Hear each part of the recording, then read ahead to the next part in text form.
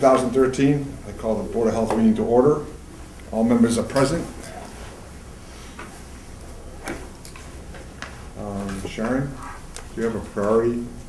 Well, I think that our tobacco control folks should be their priority just because they came the furthest distance. Again? And we're here before everybody. They were. Let us make that note. It's always encouraging. Everybody? Having people beat us. Oh. If you have the Southeast Expressway in your way, you have to give yourself lots of time. Ooh. I came from Chelsea, I understand that. Yeah. Yeah. Do you want to come up to the table? Sure. Please.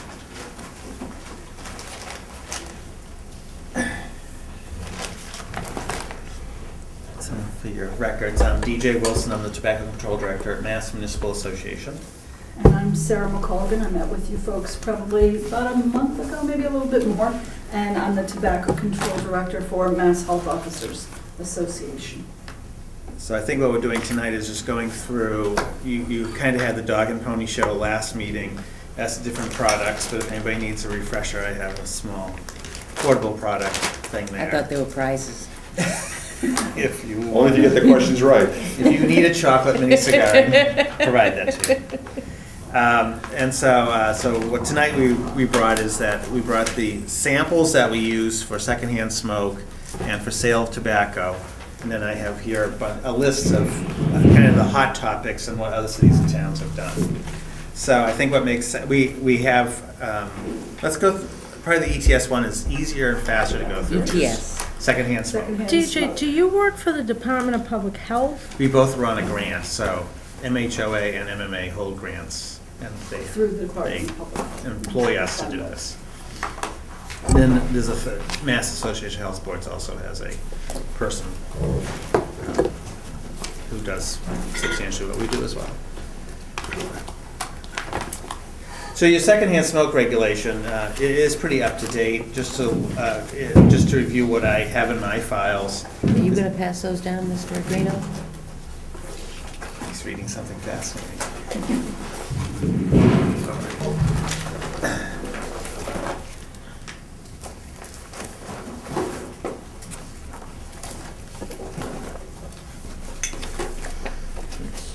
So, okay, I'll happily take one so I can actually follow along. So the state passed the smoke-free workplace law years ago, and it's been in place and it's been very successful. It has a bunch of exceptions, and some cities and towns go beyond that and those exceptions. And so you have a 2003 regulation, and where you've gone beyond it is that you have a 20-foot buffer zone outside the entrances of municipal buildings, which a lot of cities and towns do. And I also have this separate thing here that I think you have a smoke-free playgrounds, parks, beach, pool areas, and recreational facilities. Mm-hmm.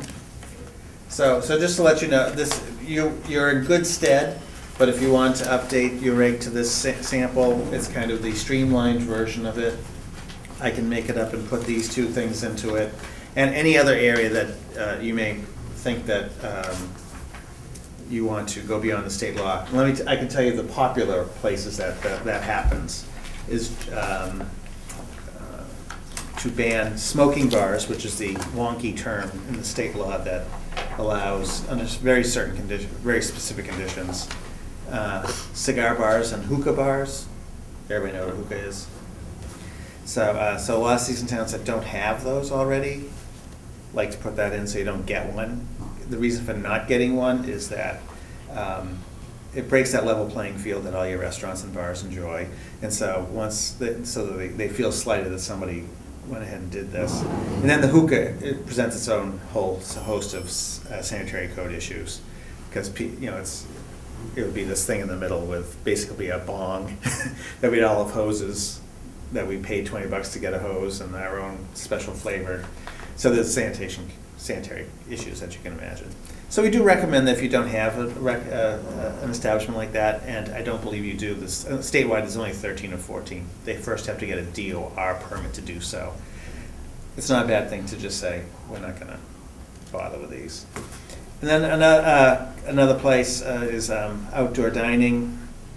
Probably, there's a bunch of variations out there, but the most common one is to say, wherever there's wait staff outside, it has to be smoke-free. So you're still protecting the wait staff. And we get a lot of complaints about, and this is what Boston has basically done, because you get a lot of complaints from people who are like, I want to sit outside. That's the preferred seating, but can't because that's what the smoking is. And then that smoke on the outside patio oftentimes ends up going back in to the restaurant. So that's just those are two things to ponder. They're not, I know that tonight we were really talking more about the sales part of this, but, and you can see on the checklist and in the reg what that language looks like. All right. So then the sales regulation is the other regulation sample we have, which is wordier. It's the same as what I Yeah, gave we you actually folks filled- last week. We actually Or last filled it one. out. Oh, you did fill it out? Excellent. Well, we semi-made decisions Okay. of what some of the choices were. Okay. Anybody need you have it from last week? And actually, I can take one back again. Need one? Good, because I need. Did you? No, I This don't. one. Anyone else need one? I have one, thank you. Okay, great. Sorry. So if you, we can go down the list, but if you've made definitive decisions about certain ones, just tell me to stop talking and move on. No, but you may be able to answer some questions that some of our Okay. board members had Excellent. on some of those reviews. Okay, so the first, going on that checklist, the 17-point checklist, the first is to include nicotine delivery products. At this point in time, it's another term that only DPH could think of, but it does, what it does intend to do. Right now, e-cigarettes, electronic cigarettes is the only thing that fits into it. But in my time doing this job, we've seen 2-liter bottles of nicotine water and nicotine lollipops come on and off the market. So this is a rare instance that we're trying to get ahead of the industry and encapsulate it with this bigger term to include not only electronic cigarettes, but anything out there that contains nicotine but doesn't contain tobacco, so it would be outside your current regulation, and is not FDA approved. So this isn't the patch, this isn't Nicorette gum. This is weird products that'll pop up what our purpose is to keep kids from getting hooked to nicotine and then someday moving on to tobacco. So this captures that in the same way it captures tobacco in vending machines, no sales to minors, self-service displays. It gets infused throughout the whole regulation. So that's our intent. Okay, any questions on that? I have a quick question on Sure. that. I mean, right now, you say basically the only thing that this really applies to is the smokeless cigarettes. Electronic cigarette, yeah. Electronic, thank you for getting that right for me.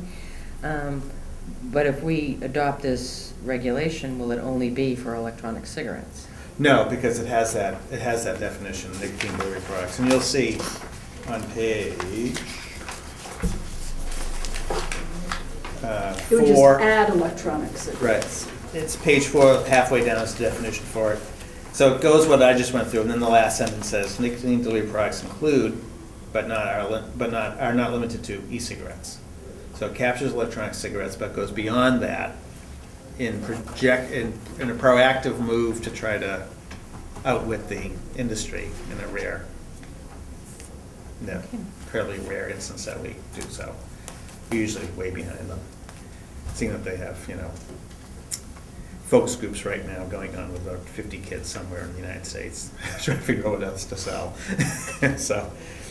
So the second, number 2 on the list is the cessation sign requirement. It's a separate sign for retailers who have a tobacco sales permit, which under this would be called a complex nicotine delivery product and tobacco sales permit. For a long time, we at DPH were trying to figure out how to have a sign that had the quit line on it, but there were some lawsuits around the country on this, that you couldn't induce a retailer to convince their customers to quit and all this stuff. And then just one day we were casually talking to Nikisha, who's the tobacco control director for Boston. She goes, Boston's required this for like 5 years. I don't know what the problem is. So it's the Boston sign. It has the quit line number on it, which is our statewide smoke-free quit line, that toll-free quit line that is Spanish, Portuguese, and English. And it's our one resource, it's our biggest resource for helping current smokers to quit. So it'll require that signage. Is it free? Yep, The signs are free, Will sure. it We can get always them. be free? yes. Because the only thing I'm concerned They're about also- is putting on extra costs. All of No. our signs are free, they can be ordered And by is- Sharon easily. They're standard 8.5 by 11, so that way we can order them from the clearinghouse and they'll mail them to you. Or you can print them on a color printer, or you can tell your permittee to do it themselves. Oh, I No just ordered cost. 50 of the large and small ones of the, State law sign. yes. Yep, the And new been ones. handing them out to realtors as I've been doing the tobacco Yep. inspections. Good. So number 3 is the third sign, and that's just if one of your permittees wants to sell e-cigarettes, it's just a sign that says e-cigarettes can't be sold to kids, and that your e-cigarette may not be, I forget the term you use, it may be prohibited in the town that you want to use it in, kind of thing, just as a warning that, because, they're selling these things a lot of times, it's for smokers to use it anywhere they want, but we have lots of these in towns. In fact, that's my first, I can pass around these lists now, because I'm not talking about the first one. This is what's happening statewide. And the first one you'll see, these are the cities and towns that have expanded to include electronic cigarettes and nicotine-related products. And of this 58, 35 of them also ban the use of e-cigarettes anywhere the state law is. And that's on the ETS sample. so are these nicotine delivery products allowed to be sold to minors now? Yes, Right in now, in Abington. So Abington, anybody- it could be. In Abington, yes. Their trade association, the electronic cigarette makers have their own trade association, and they recommend on their website to not sell to kids. So it's not something that will, they'll be fine with that. And So the signage just is really reminding kids that they can't buy them, and reminding the clerk. there's no cost. Right now, the G-Page is making up that sign right now, we just have a plain black and white sign for that, but. Right, 'cause I'm taking notes. Oh, yeah. No cost, Sharon can order them whenever she needs them. Yep.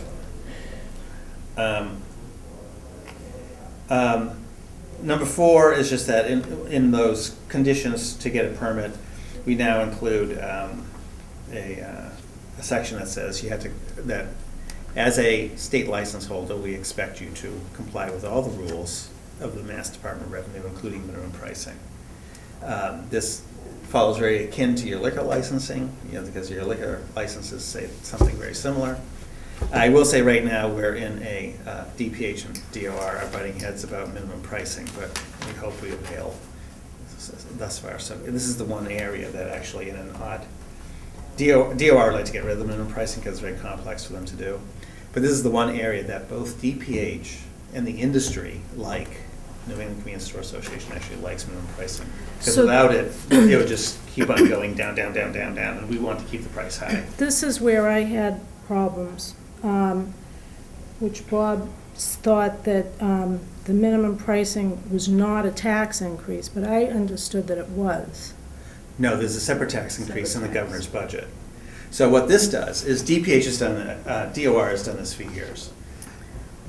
So they hold They actually have on their website a list of every single, not only brand, but sub-brand. So it's like Marlboro Red Long, Marlboro Red Light, Marlboro Gold Light. It goes on and on and on. And they list a minimum price for an independent store and a chain store. And that's been going on for years. But there's exceptions to it. And so DER's just is tired of dealing with the exceptions. So they want to bag the whole thing. But Tobacco Free Mass, DPH, and New England Convenience Store Association are in consultation with the governor this week about getting DOR to start doing it correctly. So it's separate from the tax. dollar increase that the governor has in his Right. budget. And this was specific to these that were packaged to Well, children. so the governor's budget has a dollar increase in cigarettes, and then a tax increase comparable for these kind of products. But these So products, it is a tax increase. but these products get taxed very differently. They get taxed on weight, and and X amount, 1,000 units Right per. now, they cost like 50 cents. Right. And it looks like, any kid, even though it's illegal for kids Right. to buy these products, so I don't know why we would have to increase the cost of them, because they shouldn't be buying them anyway. But if they are buying them at 50 cents, and Yeah. now we say, we want the minimum pricing put in, we want it to be $2.50. Which, Who's getting that extra money? Is the person selling and making these getting the money, or is it a tax hike from the state? want me to do that? I can do it now. So the whole cigar thing. So this is the history of it. This is the history of it. The short answer is the retailer is probably not losing out. Some retailers making big money off of this. Let me tell you why. So Boston realized a couple of years ago that statewide, and their data showed this too, that youth are buying more cigarettes buying more of this junk rather than cigarettes. And this has been true statewide since 2011, right? Right. So Boston stole language from the city of Baltimore that said, if you're going to sell cigars, you must sell them in packs of 4.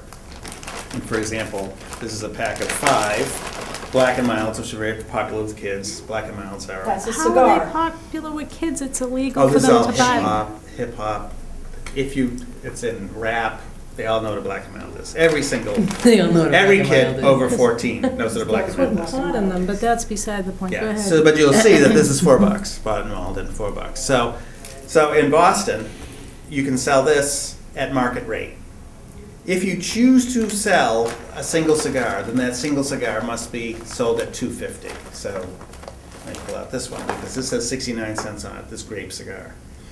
Boston says we don't care if there's 69 cents on it. You have to sell this for $2.50. All right, so all I want to know is, where's that extra money going? The The retailer. retailer. It's not a tax.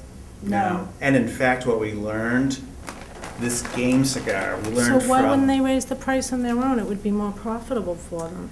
because They can blame the state, that the state forced me to charge the $2.50 rather than the $6. And what they'll tell you, if you go this route, you'll get letters from the convenience store associations, associations. What they'll tell you is that they'll think that it does two things. Number one, that that adults, because they'll never admit that kids are buying them, our adult customers won't come in and buy as many of these as we want Many of them those to. grape. We like to see cigars, them yeah. every single day because they come in and they buy this, the newspaper, the coffee. We don't want them buying this. Plus, if you sell this to them, they'll smoke more because they have these in their possession.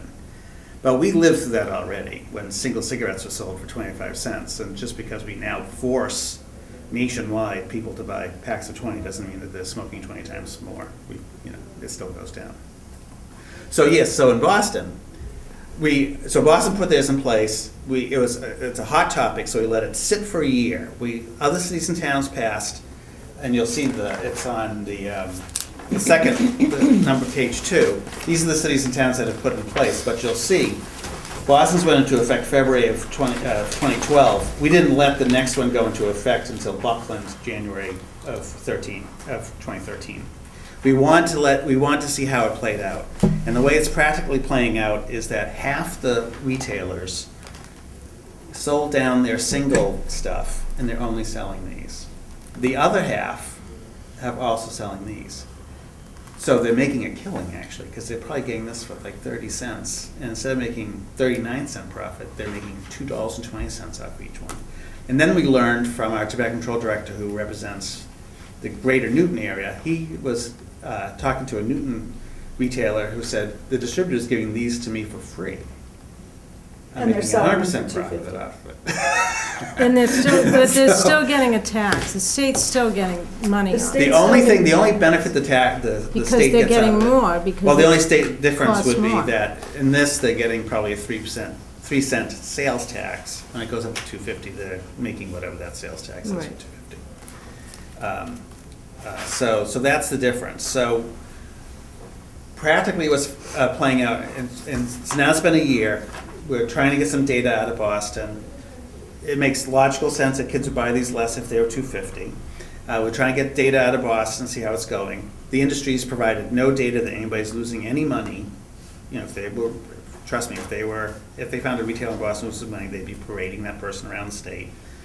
We've not seen that. The industry has, Philip Morris bought this company, so they hired a lobbyist who tries to get retailers to come to the hearings, because they know this really does affect them.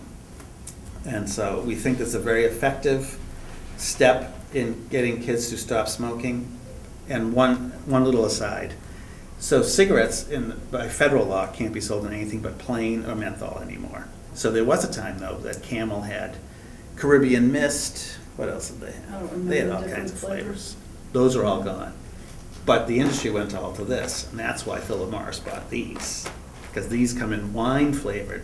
What kid wouldn't want an alcohol I'm surprised the flavor? federal government doesn't ban that then. That's Well, really it was where it just that should be, they had- more than the local. The cigar people had better lobbyists than the Right. cigarette people, basically. So the next step, though, is both the city of Providence and New York City have banned all this flavored stuff as well. But it's still too hot legally for us to touch, for cities and towns to do it. Towns the size of Abington, we don't care if Boston gets sued. They have their health board has their own legal department. But we don't want, I'm We sure don't. We do too, you're one I'm of sure them, right here. I'm sure your town manager wouldn't laugh if, he found you in court over this, so we're being cautious about it. So that's the triple threat to these are, they're cheap, they're single, and they're highly flavored. And the reason that they're highly flavored is they want to go after kids. They will stand there and say straight-faced, well, I have some customers who are in their 40s and 50s who enjoy a fine grape cigar every day. It's just not. One other serious question I have, though, and this is where I stand, the board already knows, that I'm all for the fines. So I say, what is our current fine? If a minor buys one of those, or 2 of those, or 10 of those, what's the fine in Abington? I know, but what, you don't know what it I is? might Not know. offhand. No, yours go way over. Why? You are way up there, if I remember correctly. Where are my notes? You have 300, 600,000, which I was going to have as a discussion about how it's going. No, I think that's what we wanted. Wasn't have it the higher last fines? time? Yeah, to have higher think we fines. have it. And we Like didn't know how 12. high we could go. I So think we're that's what already our Pretty question. high, is that what you're saying? I don't thought know you if were that's current. accurate. We're 100, 200, and 300. We want to go 250, 500, and 1,000. Okay. It's why enforcement do I section think 5, that you number were? 3. Maybe that We're was 100 from for the our first last violation, meeting. 200 for the second violation, and 300 for the third violation. Yeah, what happens a lot of times, I have 'Cause I know then- I have these assigned. I have a 2000 signed one with, And how old is yours? Which is his handwritten in, I think. 2000. You're asking how old the regs are? Yeah. So You there's just got no, assigned 2,000 there's no copies. limit Yeah, that that's what the fine, town yeah. can put in These for were- a fine, is One, there? two, Signed in 300? 2007. oh, okay, so I have 2000, so you must have gone back. Oh, okay, so in Okay, 2007 you went all right. up 300, 600, and No, 1,000. no, in 2007, they went You down. went down. Yep, Yeah. okay. I wasn't here, don't look at me. It's for 500 here. Selling tobacco products is $500 It should be. without a permit. sorry. Without a permit. Oh, I'm Well, talking about that's- to it's different. minors. Okay, well, I'll tell you the limitation. So Okay. back in the 70s, during the Weld administration, so it wasn't the 70s, when it was. 80s. whatever Weld was governor. 80s. Close to 90. He put in a law called Non-Criminal Disposition Law, which allowed cities and towns, if they got authorization for a town through bylaw, that you could write civil tickets. So, they look like a meter maid ticket. And the benefit to that was that if you caught somebody, you went to the clerk magistrate in your civil court to either go after them, or that's where they would contest the ticket, rather than go to criminal court. So we pushed hard on on tobacco using non-criminal dispositions, because we didn't want, that the clerk have a criminal record over this, because we were, this is the early days of tobacco. B, you people would lose the fine in criminal court. It gets handed over to the state, and it's gone. So most of our measures are done through non-criminal disposition. However, one problem is that the state law caps at 300. So if you go over 300, it's not impossible. You can just, I don't know, maybe you already do this as a board. You can send out administrative orders just a letter on your letterhead saying, we caught you in this compliance check, send us a check for $1,000. But if they contest it, you do go to criminal court. So it'd be So the better most to that- just follow the state reg then? Because I'll say Boston goes beyond it. Oh, it Boston, does? Okay. It's like, There are quite a few towns, I think, that go beyond it. Well, what's the? and we were just with I was just with a town. Just saying if people contest it, then the town might lose the fine. Right. But But people more and more don't contest it much because, and I think it was Newton.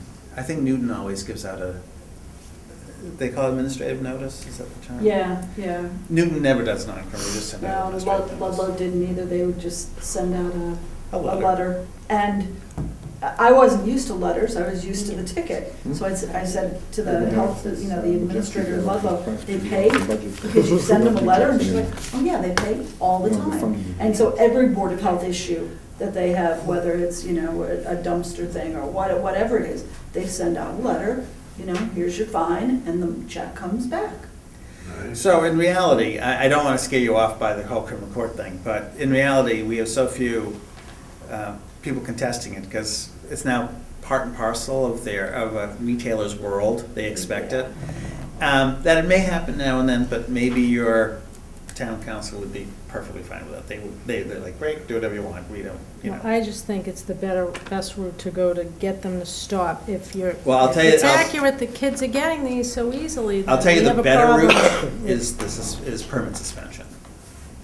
What do we do today? It's a When was the last time we had a possibility, selling to minor situation? Well, the only one I'm Saying aware it's of is the tough. one that, of how I. The FDA did a Yeah. compliance Yeah. check, but you folks haven't done your own internal compliance checks in 'Cause it would be years difficult because you for. haven't Yeah. been funded through the state, and I don't think that you've done it on your own dollar.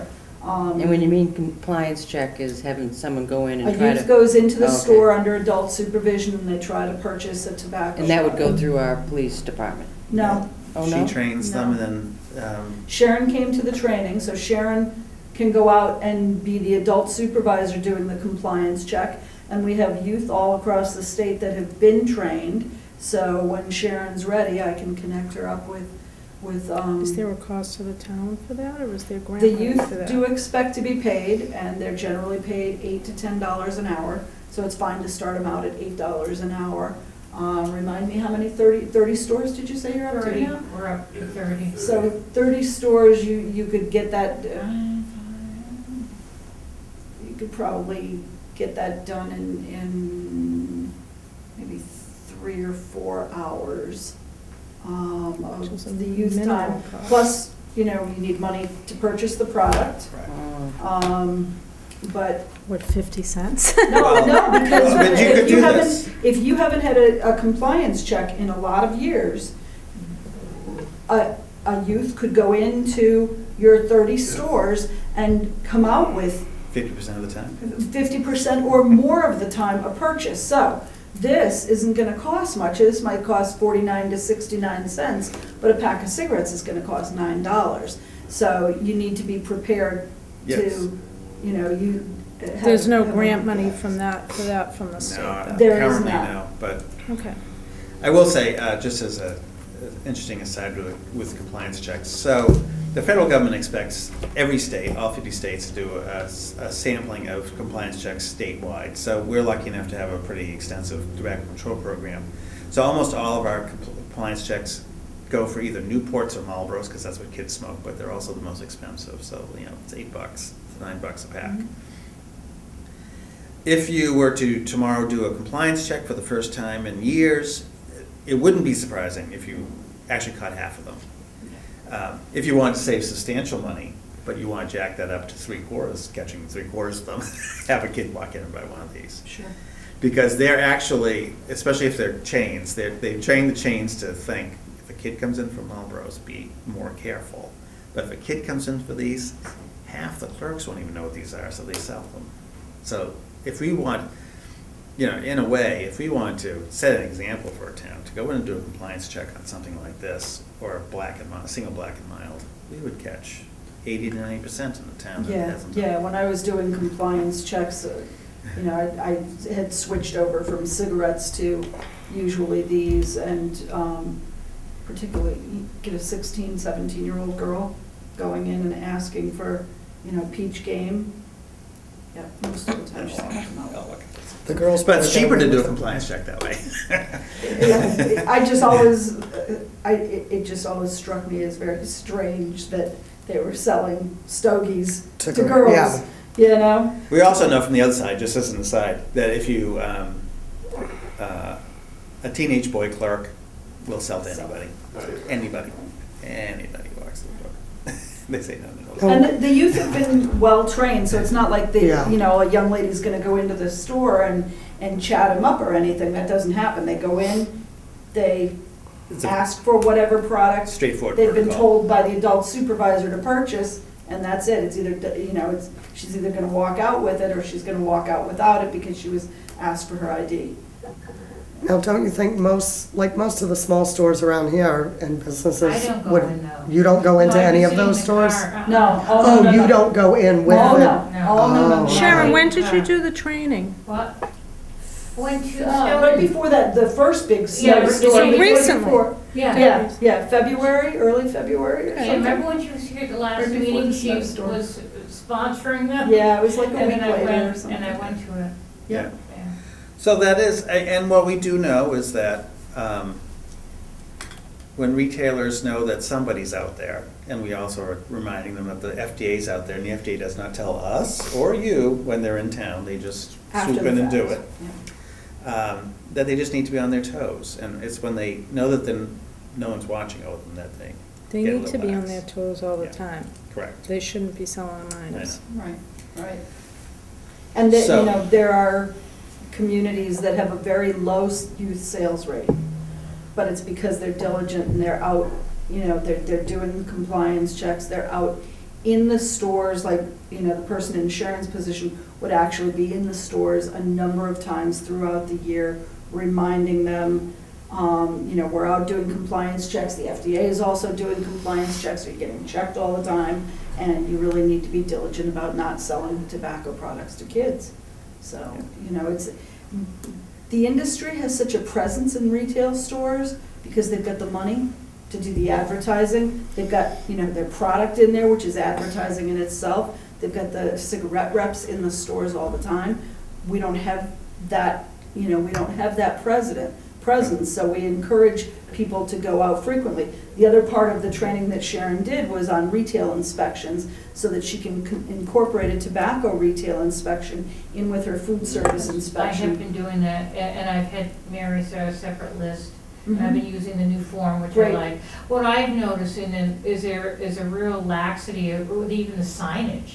Right, I because gave- nobody's checked for years. Right, and I gave, after the training, Sarah was telling us that if, for instance, Stop and Shop, if you have a cashier and your customer says, could I have a pack of cigarettes? And the cashier goes up to the customer service desk and gets the cigarettes for that customer at their, station, they still have to have a sign at their cash register. So I handed out 17 separate signs for each of the cash registers at Stop and Shop.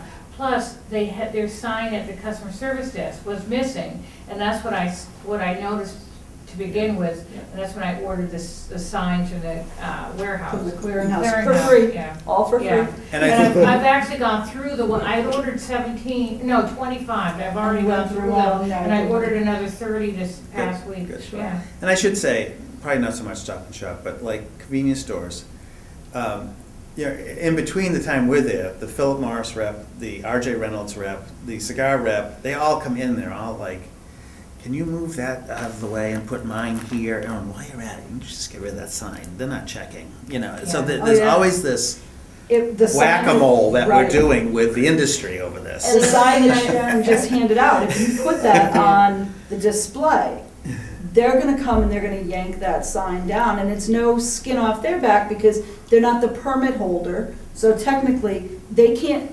the Philip Morris rep can't be fined, he's just taking the sign Right. off of his property. So we And so part of the training is me reminding folks like Sharon, when you give them the sign, remind them not to put it up on tobacco industry property, put it up on a wall, somewhere Oh, in I the see. customer service area, because Tobacco they will industry yank it right property. down. And Yeah, well, these that's what they- signages do not that's sell what they say. to under 18. Yeah. It's the state law, It's it's a new one, sign it's now. blue and black. Yeah. Yep, yep. The other thing I noticed that I've learned from the training was a lot of people do display some of the product out Counter where you front, which can you're not touch it. supposed to, yeah. It's called the self-service display. Yep. I remember And they that. can't have it on the counter, so if I can touch it without having to ask for it, then it's a self-service display, and, you know, Sharon was trained in, depending on the size of the display, how, you know, are you gonna give them 30 seconds to move it? And then write the ticket if they don't, or are you gonna, if it's something big, are you gonna negotiate, okay, how long does it take you to go down to Ace Hardware and get a lock to put on that humidor? No, it doesn't take 3 weeks. I'll be back in 48 hours or whatever. Luckily, I haven't found any of those. Good, Very good. good. Yeah. Okay. So, okay, so where's my? You know, there was one, I want to back up real quick. There was just one point I wanted to make on the minimum pricing that DJ talked about on number 4. That minimum pricing only refers to cigarettes. That's right. These things, there's no state minimum pricing on them. So if you adopt that provision in your regulation, you're instituting a community minimum pricing, basically, Well- at $2.50. Well, it's number 7. Right. Include Right. minimum cigar size price. Right, Correct. but there's no state minimum for these things like there is for cigarettes. So but you're in saying the- if we adopt this number 4, that would include minimum pricing for these items Well- as well? There's already Let me- minimum let me pricing go, for cigarettes. let me Yeah, find maybe the make that section. clarification a little bit.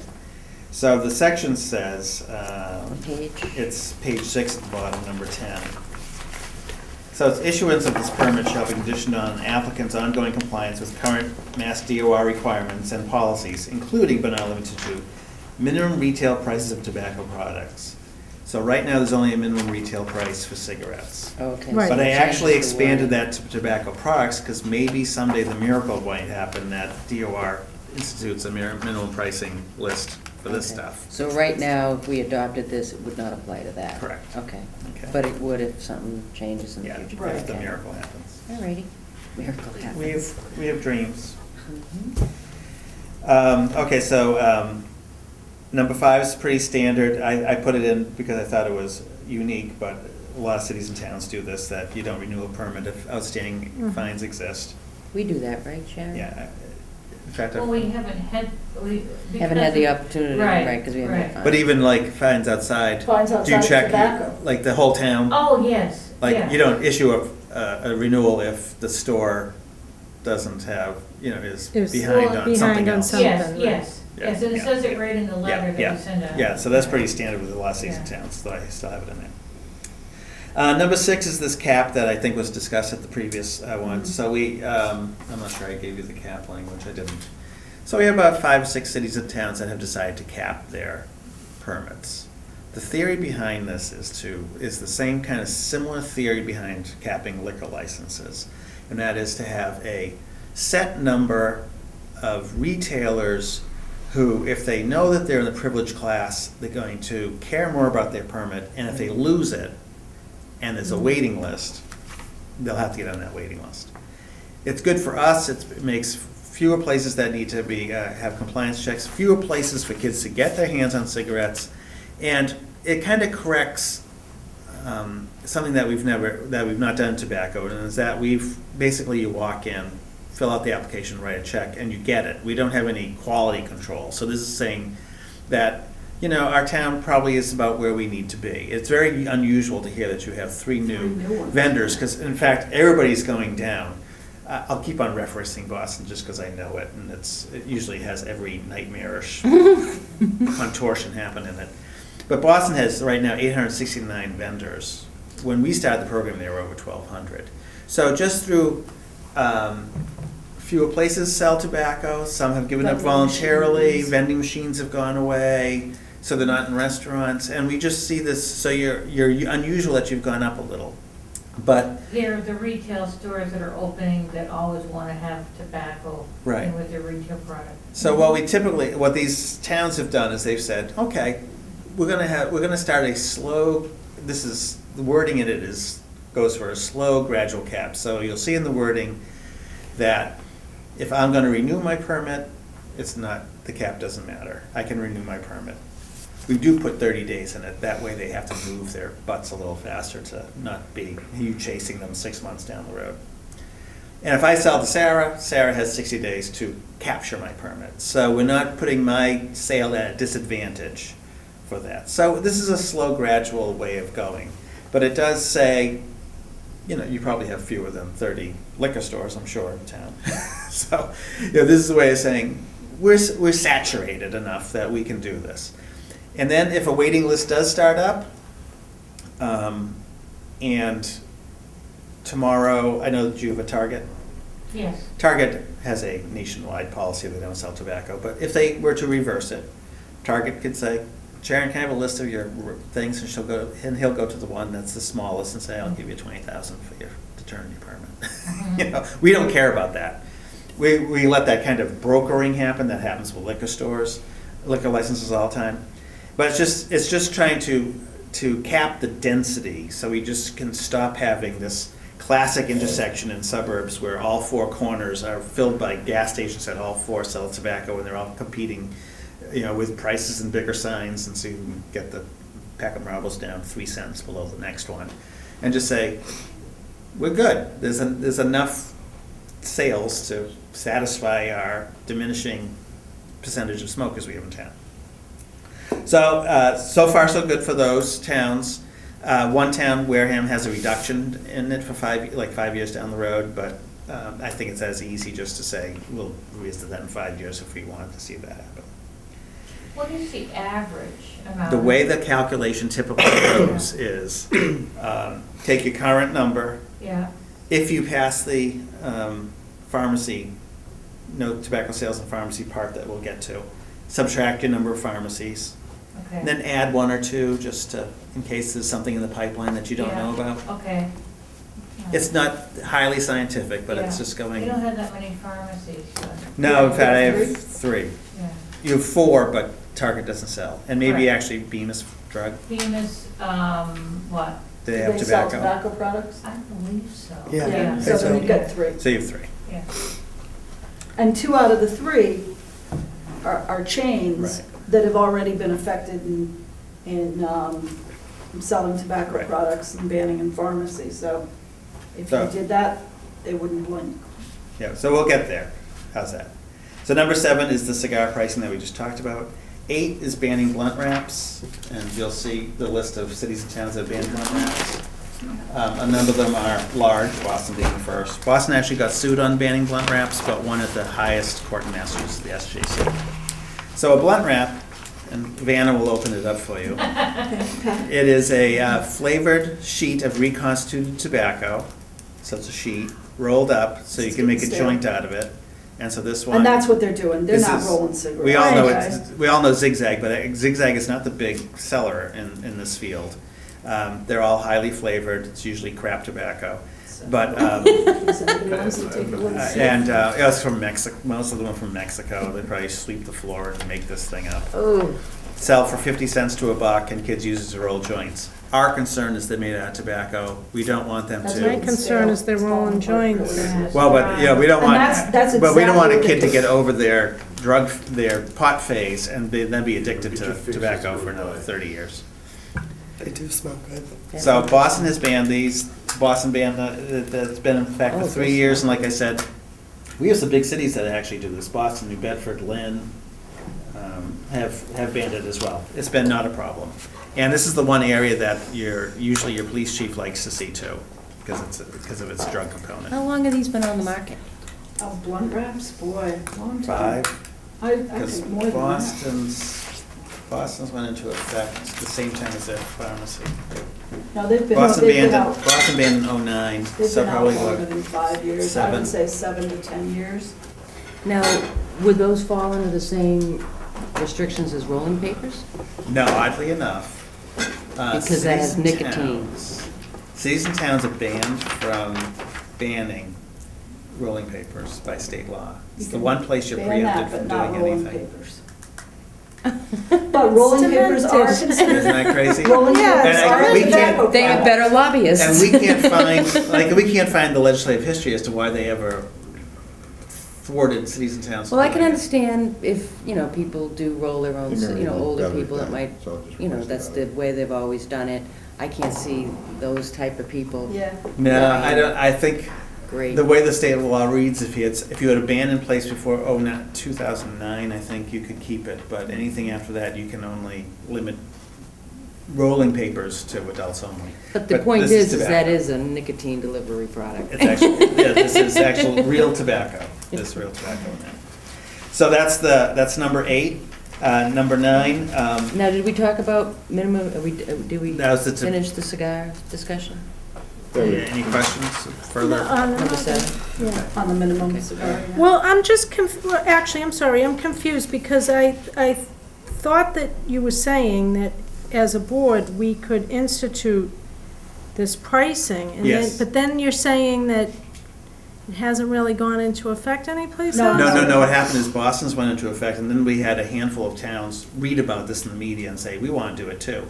So we let those all happen, but we asked that they all waited for their effective date for the year anniversary of Boston to see how it played out in Boston. We did a cigar toolkit. We have a sample letter to go to retailers and to see if there's any lawsuits, and there haven't been.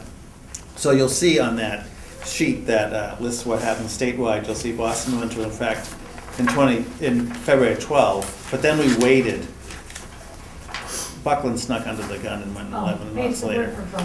But you'll see that we had a bunch go forward in February, and then we have about 4 more going in April 1. So it was just to sit back to see how it played out in Boston.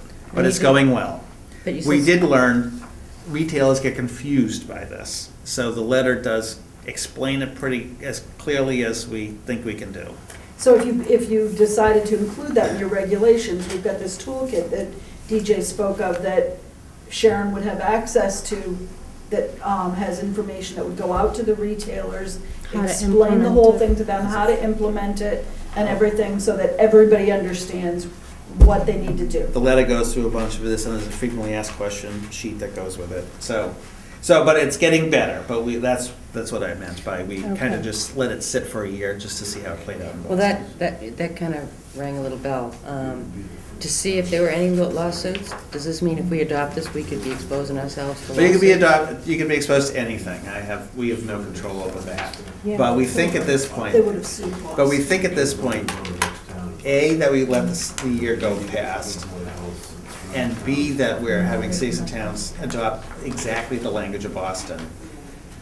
So we could argue, so at least Boston would help with the lawsuit if there ever was one. But so far, so good. But this is probably the hottest topic for a lawsuit, and that's why we waited the full year. Okay, so banning redemption of coupons. A lot of our older regs have something about coupons, but what we're basically saying is that you can't redeem, companies can give out all the coupons they want, but you can't redeem a coupon that drives the price of the cigarettes below the minimum price. So that's that. So cigarettes are $9, you get a $1 coupon. If the minimum price is $8.50, you can only get 50 cents on that coupon? They can't redeem them. We're just, Oh, they with can't this redeem language, them. you're saying, oh, actually, they could do that technically. Yes, they could. But what we find actually is that the next time you see a cigarette ad. Kids don't use coupons. No. Right. Well, this is what I'm thinking, and But something's in coupons this are reg. are how some people survive, so I would hate, even though it's for something that's killing them. Some of That's not a- these things go towards adult sales too, adult consumption. Right. But you'll also note, Fish, for the coupons specifically, the next time you see an ad in a magazine, it's usually probably got for American Spirit, not many of the ads. That's the only one I've seen. Whatever they do on the bottom, it'll say void in Massachusetts. so that a lot of the companies know not to even give out stuff in Massachusetts because they're afraid of getting their retailers in trouble. The coupon thing came up because in Mansfield at I guess it's Yeah, called that's right. Great Woods now, I think. Yeah. They changed their name. Comcast They changed it Center. again. Comcast, whatever. We got wind ahead of the fact that there was gonna be a big country music event there, I think, and they were gonna be giving out coupons. and they approached the Board of Health ahead of time saying, no problem with this, right? So the Board of Health put in regulations pretty quickly to ban the redemption of the coupons. So if they're giving out the coupons at the Comcast Center in Mansfield, they can't come here to Abington to redeem those Right. coupons. And we put in, so there's just a redemption of all coupons, and we add that phrase, that would drive it below the minimum price, because we don't want the retailers to find themselves in trouble. Banning self-service displays and vending machines, 10 and 11, a lot of cities and towns already do that, I'm not sure what you do now. I think we banned vending machines in 2007. Yeah, probably. I could have written that before I came out here. but I And we don't have any self-service. Every place in Abington that has cigarette sales, you gotta go to a Mhm. counter. Yeah. Well, but Except what those self-service things, display remember? means is that you It's could have touchable on the a counter. little cardboard box on the counter That whole thing. filled with these things. And they And if have you can been touch some. it without having to ask for it, then it's a self-service display. So all tobacco products are supposed to be over the clerk's head, behind the clerk's back, in something plastic that, you know, that. The doors on the back side towards the clerk. Right, that, but even if it opens, I mean, if it turns, I'm still gonna consider that a self-service display, because if it turns and you can open the door as a customer, then you've got it. So that needs to be locked, a humidor needs to be locked. Can I just ask, so the last time you were here, the young lady that was with you? Jackie. All right, so Jackie had found prior to coming to this meeting, these self-serve displays Okay. here. Okay. That's what she told us. And I don't have the number, I could look up the number, but we probably have 150 to 200 cities and towns that ban self-service displays. The vending machine thing, do you know if you have any? Well, I don't believe we Yeah. The do only any. one that had, that I know of was Private Dean's. clubs. And now they. And they had, Dean's is gone. Okay. But what they do now is they sell cigarettes at the bar. Which is fine, we want that face-to-face And they have their transaction. I'm DMR sorry, license. I'm confused Yeah. again, because I thought the self-serve was already banned by the mass regulations. There are certain instances where you can have a self-service display, If and that would be in an they're- adults-only establishment. But if you have a ban on self-service. bar? Like a bar. Or more important, a smoke shop, A that's smoke adult shop, only. tobacco shop. But if you have a ban on We have one of them. self-service displays, then, We have two, right? We have two. So three is smoke one shops? Brandon's by chance? Two burnings. Two You have Brandon's. Two burnings Brennans? inside of the town. Well, okay, But so mine they, is not allowed in there. The- right, so but you'll see in that section that deals with self-service displays, the compromise language is the Attorney General regulation, which does allow them to be, if they're adult only at all times. So if Okay. you want to keep that, that's great. The vending machine one, I should say, the feds have chopped up the requirements beyond the Attorney General's to the point that you shouldn't have any. right. It's just you can only have vending machine vending machine in a location that bans kids all the time. So like we're finding them now and then, like the Elks bought one 20 years ago. But if the Elks ever has a birthday party, they can never have a vending machine. So the vending machines really get booted out by the feds in the state. But the self-service display, if you want Brennan's to still have that, we can craft it that way. And you'll see in that, it says, I don't know. Somehow that got lost. Go ahead. The federal thing on the adult-only establishments, which would affect Brennan's, is if youth are not supposed to be allowed in to a tobacco store. So if a youth goes in the door, I mean, the word we use is they pounced. They need to be pounced on right away and asked for ID right away at the door. They shouldn't even be able to get up to a counter. That's how quick it's supposed to be. And if the FDA is doing a compliance check here in Massachusetts, and they go into a Brennan's or a similar tobacco store, and the youth going in is not pounced on, they get written up and fined. So the way the FDA does it in that situation, if the kid walked in and bought a pack of cigarettes, the FDA would say, A number of fines. violation number 1, they got through the door. Violation number 2, they didn't check an ID. Violation number 3, that they Sold so to them. they So they can do conceivably get a stackable $1,500 fine. Boom, right there. And more visits, it triggers more visits. Future. So So I would say go with the vending machine ban, because there's just really no way around it, but if you want to do the self-service display, and you'll see at the end of it, it says FDA/AG limits, that's the language we would use. Right. Oh, okay, I see. Okay.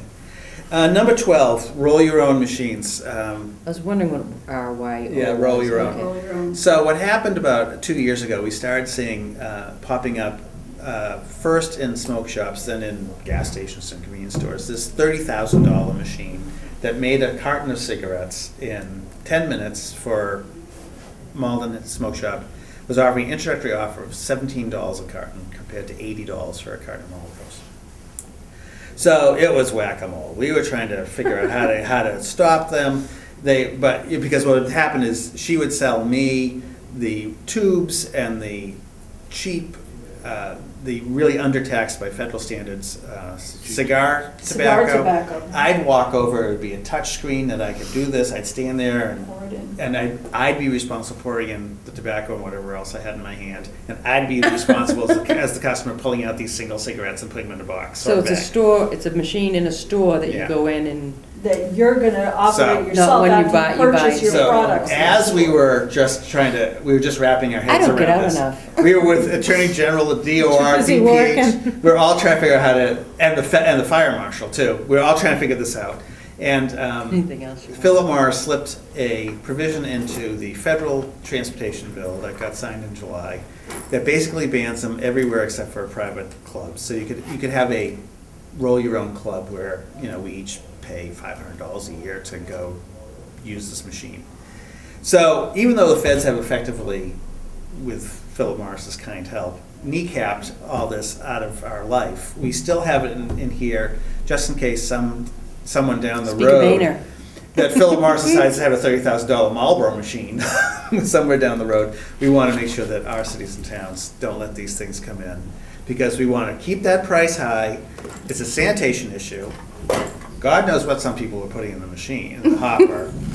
It doesn't get cleaned between users. It got cleaned at the end of the day, I assume. So unfortunately, we actually started warning retailers not to buy them, because we have a lot of retailers that are sitting on $30,000 counters. Or more, they bought 2 or 3 of them. Oh, a guy in Fall River bought 4. Yeah. Yeah, so. And for him to use I never heard it, that. he then becomes a manufacturer, just like the people that are making these, So and they- has to pay into the master settlement agreement and follow all sorts of OSHA regulations and everything like that. So it basically, Yeah, Philip Morris basically said, the Malden Smoke Shop needs to pay all the same fees, Fines. fines, Fines, everything to the everything feds they that we do. So it killed them all. But that's why we have it there. So that was this huge machine. so you still, This yeah, does you want to not- ban this it does in not case they come affect- up with something else like that. This does not affect the little tiny machine that you can make one cigarette at a time. There's also a kind of a microwave-sized machine that, for $300, some heavy smokers might buy for themselves and do it at home. Doesn't affect home use. It does say a retailer cannot be doing this in their establishment. And then 13 and 14, the same time that Boston banned blunt wraps, they also banned tobacco sales in healthcare institutions, primarily pharmacies, and educational institutions, primarily colleges and universities. And so you'll see, this is the next 2 sheets are who's done what statewide. So the pharmacy one, we're up to 55 actually, because Yarmouth just passed theirs tonight. We have 55 cities and towns. 5 of the 6 largest cities in the state have banned tobacco sales in pharmacies. This also captures any clinics, because actually there's nothing in the book that says a hospital can't sell tobacco in their gift shop. There's no state law. So this affects clinics and chiropractors' offices. Boston has found tobacco in the funniest, wackiest places, one being a You know what I chiropractor's see with office. all this? The South Shore is way behind. Because most of the South Shore communities are not funded through Mass Tobacco Cessation and Prevention. Yeah, so that's, So so they I- rely on us coming out and talking to them Right. when we're invited. so it's proactive boards of health that want to look at this. Right. So I can tell you, so Boston now has been in place for 4 years. We have not issued a ticket. There's not been a lawsuit. There's been incredible compliance, and you'll see all the major players. Well, I'm noticing 2 out of the 3. So you've got your Stop and Shop and Walmart on there. Yeah. So And they're then- already not selling tobacco? No, In other no, cities, in those in other cities. cities, in these Yeah, cities. and- yeah. So if you what- pass it here in Abington, they're not gonna bat an eyelash, they're waiting for you to do it. And Target doesn't Well, sell I tobacco? have to disclose, I work for Stop and Shop, Okay. so I just, Your district manager would not be surprised. Yeah, so you have 27 statewide that already do this. But Stop and Shop isn't a healthcare institution. Well, but they Well, chose to no, have a No, we're no, gonna no, agree to disagree. nobody- I don't think that the Okay. pharmacy is a healthcare institution. I work in a healthcare institution. But that's how they're organized under the state. That's how they're But I- licensed. But I But think it's pharmacists creative. We're in total wording. support of this. And That's have good for been them. forever. But I'm let me not. just ask you, and I won't belabor it, but when you see an ad for Walgreens, are they saying, come to us to buy nylons, or are they saying, come to our trusted pharmacists Yes, for but medical they're retail advice? stores, so we're gonna agree to disagree on that one. isn't she so nice to disagree with? So, but anyway, so it's been an easy sell for the pharmacies to come into compliance. Most of our independent pharmacies chose not to sell tobacco years ago, and the remaining independents that do kind of do it just because they're near a chain and they don't want the disadvantage. But if they, like the good old days when restaurants all went smoke-free, as long as restaurant A got treated the same as restaurant B, they felt good about it, and that was the same thing here. Now, you say Target doesn't sell cigarettes in any of their stores nationwide. Oh, but you just put it here saying that there's 14 Target stores. Right, they get included because, Okay. yeah. Okay. And then the educational institution, the way that works is that Boston said, they're the first ones who did it, and so they said, no tobacco sales in colleges, universities, not only their bookstores, but also like if you're going down Comm Ave and those 7-Elevens that are on the street level of the BU dormitories, if your landlord is educational institution, you can't sell tobacco. The list is shorter because a lot of cities and towns don't have colleges and universities, but we still think it's not a bad thing to do because you may someday have a satellite campus to I don't even know what you have in Abington, frankly, but you may someday have something. We're closing Not our much. schools, unfortunately. But like, isn't there a Quincy College or something? Don't wanna jinx Not us. in Abington. No. Not in Abington, but they may at some You know, point. they just may, so it's. You know, it's- let's No, say, no, we have a there's a little Frollo. storefront school. Before the Frollo was office. reopened as a junior high, there was a college renting that, I forget who it was. Yeah, I want to say that was 20 years ago. right. But, so, I mean, but it's just something to More, think because I about. went there in 5th and 6th grade. 21 years ago. Okay, Sure. good. So, But that's another one of the proactive, Yeah. so that, 10 years from now, when you're not on the board, maybe the board is not as proactive if that's already on the books. No, if it's a college though, aren't they adults in Right, well, college? see, this is We're not the- selling cigarettes Oh, in that's- junior high and elementary. This goes beyond youth access. This is saying that we don't want kids who are 18 to Adults. 24 to pick up But they're not an kids. addiction. They're not kids, By law. but frequently what happens is if you've managed to get them through high school, not smoking, when they go off to college, frequently a lot of them pick it up That's then. what, well, that's what the Well, the industry. Because they're Pick doing a up lot all of sorts of drinking, so habits. it goes with it. Yeah, that's what the industry You was. gotta have a focused. cigarette And with it's the a beer, tough right? group to get them to quit. They have a tougher time quitting. Some of it is because they're also spending, time drinking and smoking at the same time, whatever, but, so it, it helps Drinking. to keep that age group in check a little bit. Right. So that was the reason that Boston did it. And in fact, just on the whereas, that we use the Boston language, and it's just, institutions sell tobacco products to a younger population who is particularly at risk of becoming smokers. It's incompatible with educational institutions. So it's something to think about. So the next section, Finding structure. yeah, so this goes, so 100, 200, 300 is a state law that you have, that's the minimum, you can't go underneath that. But you certainly can go beyond that, so you right now have the state fining scheme. And you certainly go beyond it, as we spoke of earlier. I think one of the important things, though, is, is suspensions. Because $300 is still just like, with I don't 4 think cartons of that's enough, cigarettes. Yeah, it's it's worth not- doing I this. But- think we've done that. Have you done Maybe it was suspensions? before your time. Spending a license for Yeah. tobacco is before my time. If you don't, yeah, if But you're it's in not the doing recent- compliance checks, Right. then You you're not can't get 'em catching for the anybody third doing time. So that's sales, then something you're not. we'll probably start pulling doing that. permits. Well, it's something that we're gonna have to ask that we start Well, two doing. things with that.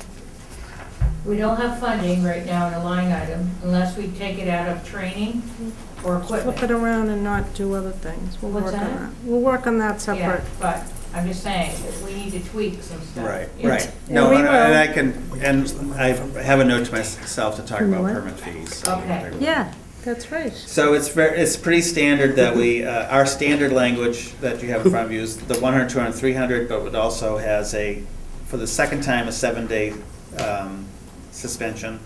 And getting caught a third time is a 30-day suspension. And I don't know if you And have. that's the state, I'm sorry, that's It's the the state. it's not in the state law, Oh, it's a sorry. recommendation. The Okay. state doesn't We've- suspend, we've- it's just 100, 200, 300 We have, fines. we have some towns that have up to 6 months suspension for a third time around. I don't know if you have a tolling period in your current regulation? No. So we recommend the tolling period, it actually is pro-business to do so. Think of the tolling period as kind of like if you get a speeding ticket and you're on the hook with your insurance company for 7 years, you have to be good for 7 years, and then you go back to being a good citizen. So what we're saying is by putting in a certain amount of months that you say, if you're good, and I would say that if you're not doing that many compliance checks as an unfunded community, to go for the 36 months instead of the 24. And saying, because you're not going to be doing as many, but to say you need to be good for 36 months, and then we clean your record. And so there's a reason for them to live to another day. Technically without a tolling period, you could catch them 8 years out and they'd be on the hook for the second. So you're saying, this is something for you to work to. It's, we caught you once, but if you're good, and we don't see you in front of us in 3 years, Go back to Everything's zero, good. so Wipe your again, slate. right, okay. so that's how, so I would recommend 36 if you're not doing them a whole lot.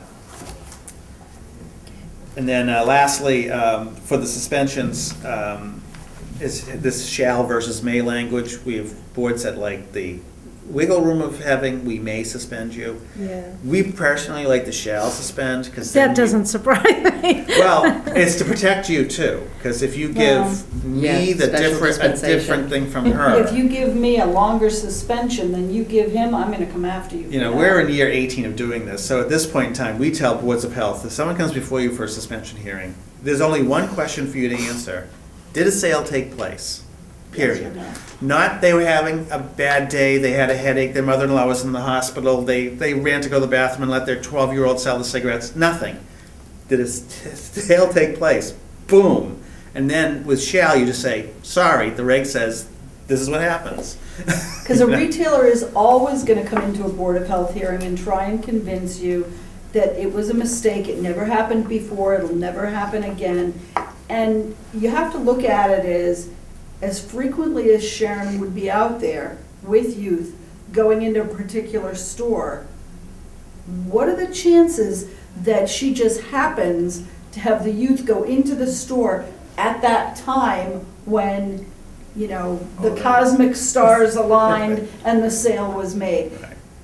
As infrequently as compliance checks are being done, if that store sells to a minor, they're probably frequently selling to minors. Especially at 11 o'clock Friday night, times that we're not normally doing Right, compliance then checks. when she wouldn't be out there, weekends, late at night, whatever. What was interesting, just as an aside, Arlington is going through the same process right now, but I ended up going to do this exact same thing with them on a night that they had just done compliance checks, and they caught 11, almost half of all of their retailers. Wow.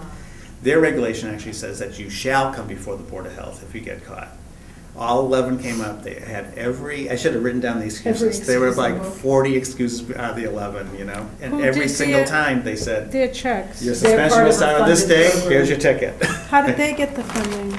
They're fun. I was I want gonna, to say 3 or 4 years ago, there was an RFR that went out, and boards of health were invited to sign on to be part of a regional program. So the closest regional programs to here, and there are bigger stretches, is there's a program in Fall River that comes north fairly far, and there's a program on the Cape and the Islands that comes east fairly far, including like Kingston. So I think Kingston is probably your closest funded community. And then there's the Brookline, Newton, Wellesley. So you weren't I here wasn't then, I here. don't When- think. So when- your health director at that point may have been approached to see if you wanted to be part of a regionally funded The program. last one I was in was the Amesbury one. Right, before I but this left. was, Yeah, this was yeah. after that. So what I'll say is, there will come a time where all the contracts come up again, and probably what will happen is that cities and towns who are unfunded will be invited to join existing programs, and MHOA. But that doesn't always happen.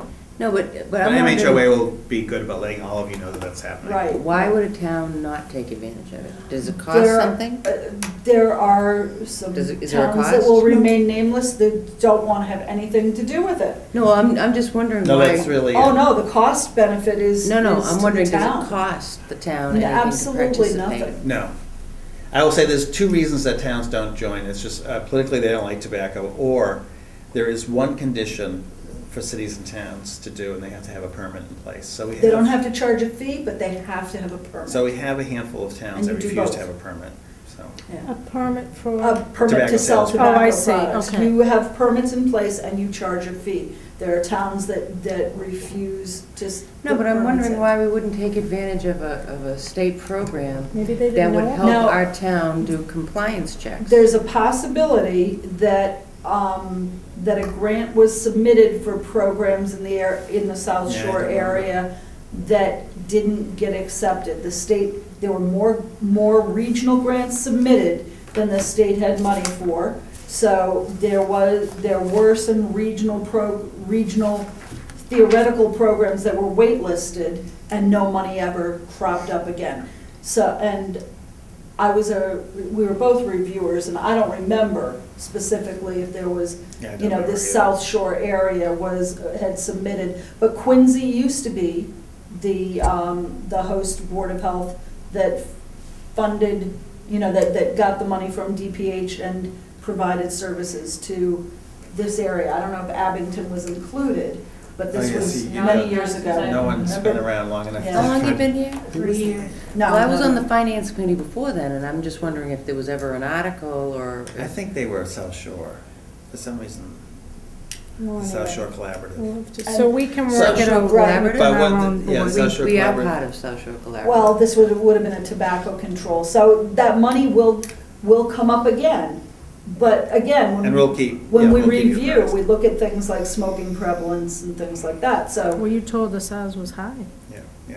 thank you for remembering. You're I did welcome. bring their taffy Oh, you are information good. last I time. didn't think. Thank you for remembering. I think you had some indicators Well, I had that were I had definitely questioned concerned. how old the data was, that's why I remembered it. Right. You said that it was a It little, was few years. few but- years old. This has been but a it was great high. education. But so I think it's a 5-year funding cycle, and I want to say we're probably in year 2 or 3 right now, so got a couple of years to go before that goes out to RFR again. Well, thank you. Now, let me just, a couple, just. Are there any mandated things you have to do if you're gonna be part of this group? Yes. Unfunded mandated things? Oh, unfunded? No, because No, money, I'm trying to figure out why we wouldn't take advantage money of this. comes Somebody in, didn't know about and it. so the mandates, your deliverables would be to conduct a full round of compliance checks with all your vendors. Any vendor that sells during compliance check would get another round of compliance checks. 1 full round of retail inspections. I believe there's also a survey that gets done with all the retailers. So you're in the retail environment as often as we can get you in there, but the money is, the staffing is there for it. Right, if you're funded, somebody else is doing that. But not DJ's her. got a creative way for you to come up with Well, some yeah, money. so I'll bring that up. Just 3 other things. One is that you right now have a ban on the sale for youth of lighters, matches, and rolling papers. The rolling papers, I don't know if it predated '09 or not, do you know? 09? Youth don't Oh, read yeah. rolling papers. Oh, it does, okay, so you can leave it in. Actually, your rolling papers thing was just no sale to minors, Right. which matches the state law, so that's fine. So if you were to redo this regulation, I'll make sure that that gets in there. Your current tobacco products definition includes devices used to smoke. Any knowledge of? Well, you know, you can put tips on cigars, you Yeah. can put tips on cigarettes that have nicotine Was that the capsules. history? 'Cause they- Yeah, that's the history. There's been no problem with it? No, Okay, I'll leave it at. it's just that anything you add in between you and the cigarette or you Okay. and the cigar. Okay, it was just a unique wording, but we'll put it in. Then your permit fee, what's your, 150? 150? Yeah. Okay, so On the you're up back. there. Oh, you're good. I Um, was gonna say, because the last thing is the list of We're, who's we're done above Boston, so. Yeah, we're behind. There you go. Yes, so you Could do. go higher, yeah. Well, Because I was gonna say, one thing that could happen, we only have 2 towns in the city of Boston that do it, but they have a what's the word, revolving fund where the money goes back to the Yeah, program. yeah, we used to have, We don't has have that a been gone? fund for tobacco. So the permit money in We these have one towns. just for fines that goes Yes. back to the school department. Yes. Right, the permit money, and in Brimfield, it was the permit money and the fines went into a revolving fund, and allowed me to continue to do compliance checks. Now, Munson if had you've ever, something. no, Munson wouldn't pass it at town Okay, meeting. Leicester did. Leicester also did. Now, if fines. you've ever been to Brimfield, like for the, the antique fair or whatever, Brimfield is a very small rural town. They have 3 tobacco vendors, That's- okay? But their permit fee, even years ago, was $100 per vendor, and that gave me enough money to do 3 or 4 compliance checks in Brimfield. So it's- Yeah, the way to look at it. But it's a process. If you're on the finance committee, you know that's not an easy process. Mm. So but it's out there. But 150 is Okay. great. That's I your have permit. 2 questions, if that's all right. Oh, yeah. One of my challenges is the private clubs, and I've talked to Sarah a couple Yeah. times about this, that they will have what they consider a smoking area that has double doors. But as you know, as they open up, smoke still obviously goes into the Yeah. non-smoking area. And they also have a lot of these private clubs use trivia nights and blood drives and Birthday other parties. functions. So it's hard, so I have sometimes people come in that are club members that are complaining, or their guests that go with them are complaining, and it's to a you, ver- they come up to the Board of Health and complain? Yes, because we enforce this. But it's not banned, it's not banned. But in they- If they're open to the If public. But they're it's going to open her up, to yeah. complain because But, it's so, it's just the place. It's, it's a very tough challenge. Right. One, to enforce. And I just wanted to ask what you had for suggestions for that. And the other one is just a lot of these restaurants that have folks that smoke out in front of the restaurant, before they go in, but the public is walking Yeah. through that to enter the Right. restaurant. So let me take the second one Front first because it's building. easier. Okay. So you have this buffer zone around municipal buildings. Yes. And then the alternative for a long time was just this buffer zone around every business, which just was impossible, be a nightmare to enforce, especially in a more densely populated downtown area where, Mhm. Every door, you'd have to be staying on the yellow line in the middle of smoke. Everybody in the So, highway. Which one? But we have a town who's currently looking into, in fact, the hearing's tomorrow night, to expand that buffer zone to food service establishments and retail food, because they're having trouble with one of the supermarkets, oddly enough. So that is something that you people all know. You can go through your head and think about how that plays out better than I can.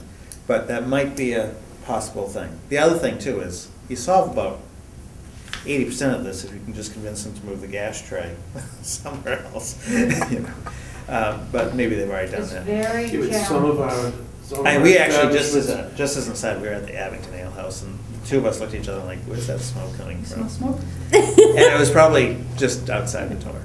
But outside the door, some have like the little awnings on the front of it, but they're not, the door's here and the awning's there. Yeah, So they go in there to smoke, but it comes out and you walk through it to get inside the building. yeah, The cellar's got the roof but no sides. Yeah. And they all sit out there, but they got tables and they got permission, they can drink their beer out there as long as they're inside their fenced-in area.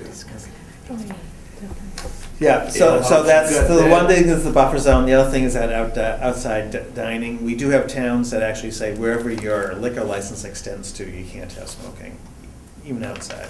Just, that's a variation that the city of Lynn uses.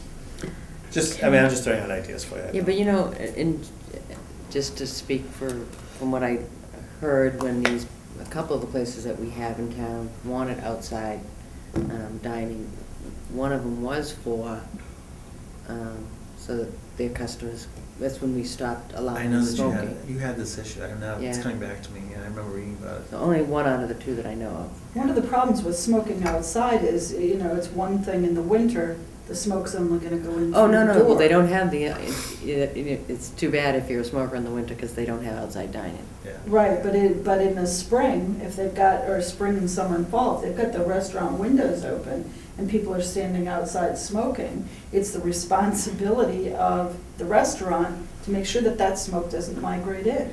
So as I DJ think said, they've actually got to move our their town- butt thing somewhere else. Yeah, our town is pretty good. The places that I know of, although, yeah, either they have fans or, I think the hardest Yeah, part they have is those what you're smoke saying, between the heaters. windows That and then sounds the good. doors opening back and forth. Right. From where the Right. outs. And it sounds like that private club, if they've got Same- doors that are Same swinging thing, like that. Same thing, yeah. Yeah, Yeah. so, Getting ridiculous. sit Yeah. outside. I shoot darts there and I don't smoke, Yeah. and I don't smoke. let me just answer a private club question, and it's a weighty subject. So let me just tell you what happened statewide. Years ago, the city of Athol banned smoking in their private clubs. That went up to the Supreme Judicial Court, and Athol won. That came to before the Athol Board of Health because restaurants and bars were complaining that these private clubs weren't acting like private clubs, but acting like Hey, bars, public bars. And I'm trying to find the list because I I haven't seen remember it. that. I think Roger, can't remember his last name, was a health agent for that. Yeah, so I will say the reasons that we typically see people adding to the list, and we have if I could fit, even 50 cities and towns that have this in place. It's either the restaurant and bars come forward and say, we're sick of them taking our business away. Or we have private clubs actually come forward and say, we can't decide amongst ourselves, but if you make us do it and be the bad guy, we're good with that. So it sounds like you may be getting both complaints. I would say at this point, the thing that may make sense is separate from this, maybe if you were to move forward with the sales of tobacco, do that separately, and then maybe in the future, look at the secondhand smoke. Let the private clubs know that you want them to be part of the public hearing on it and come in and talk about it. It'll be fiery. It'll suck up 2 or 3 hours of your life, but it'll be good. They should But it'll be very- good to hear what they, The town wants. because you may actually find that they'll be like, we're okay if you just make everybody do it. We can live with it. You Now, know? you're not an attorney, are you? I am. Oh, you are an attorney, Yeah. okay. So, but I would say make that separate because it'll Okay. just It's confusing too. the room's not big enough to Yeah. do both sales and private clubs. But we, oddly enough, we have people coming forward and saying, we are at loggerheads in our own club, but if you made us do it, we can live with it. And it is the state law that allows smoking in private clubs, that exception, is a nightmare. It's, because it's poorly done, these private clubs aren't physically made up to Mhm. block the smoke a lot of times. Right. People going back and forth, That's what baby I mean. showers, Yeah. kids are going up and Yeah. down It's stairs, very, like it's very impossible Yeah, to they have a organize. rental, they have the rental function hall. Yeah. Yeah, how do you stop? Right. And the other thing too is, the state law actually says that if they hire anybody who's not a employee that gets a W-2, they have to be smoke-free. So my typical list is hire the belly dancer, the caterer, or the band, and they have to be smoke-free. Okay.